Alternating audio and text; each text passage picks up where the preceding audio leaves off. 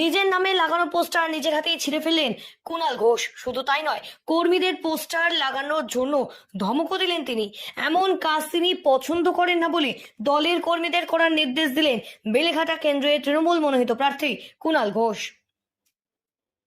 কিন্তু কেন, কি এমন হলো যে দেওয়ালে নিজের নামে লাগানো পোস্টার দেখে হঠাৎই রেগে গেলেন কুণাল ঘোষ? ক্ষোভের চোটে বেলেঘাটা কেন্দ্রের তৃণমূল মনোনীত প্রার্থী কুণাল ঘোষের সমর্থনে লাগানো পোস্টার নিজের হাতেই ছিঁড়ে ফেললেন তিনি।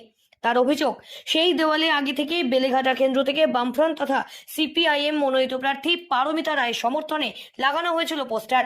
সেই পোস্টারের উপর তৃণমূল মনোনীত প্রার্থী কুণাল ঘোষের সমর্থনে পোস্টার লাগায় তার কর্মীরা। সেটা আমাদের দলের নীতি নয়, আমরা কোনো দলের প্রচারে বাধা দেব না, কিংবা আমরা কোনো রাজনৈতিক দলের সাথে খারাপ আচরণ করব না, এমনটাই তিনি দলের কর্মীদের ধমক দিয়ে কড়াভাবে শাসন করলেন বেলেঘাটা কেন্দ্রের তৃণমূল মনোনীত প্রার্থী কুণাল ঘোষ।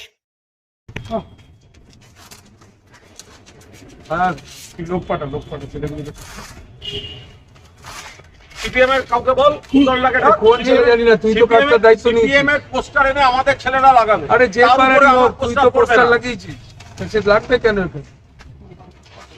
বলতে এটাকে আমি ফোন করেছিলাম, এটা বিজেপি থাকতে পারে, কংগ্রেস থাকতে পারে, কেন মেরেছিস অন্য পার্টির উপরে?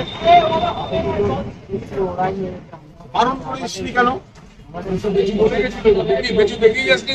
আরে সব দেখিয়েছি, ওদেরকে বলেছি কোনো অবস্থায় অন্য বাড়তি উৎসাহ দেখাবি না। আমার বাড়তি ছেলে বাড়তি উৎসাহ ভোটের জন্য দরকার নেই। আমি পরিচ্ছন্নভাবে চলি, আমার কোনো ছেলে অন্য কোনো পার্টির প্রচারে ডিস্টার্ব করবেন না।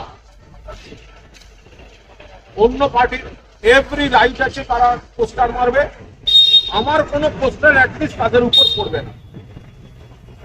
নিজের হাতে পোস্টার ছিলেন এবং তারপরেই তার দলীয় কর্মীদেরকে তিনি বলেন, যার যা পোস্টার সবাই লাগাবে। কর্মীদের বলে দিয়েছি, সিপিএম জমানায় ওরা এই এলাকাতে এসব করলেও আমরা করব না, অন্য দলও এই সৌজন্যতা বজায় রাখুক।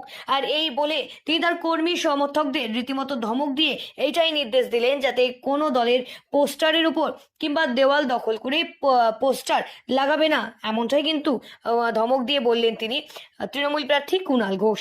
ব্যুরো রিপোর্ট, সঠিক বার্তা।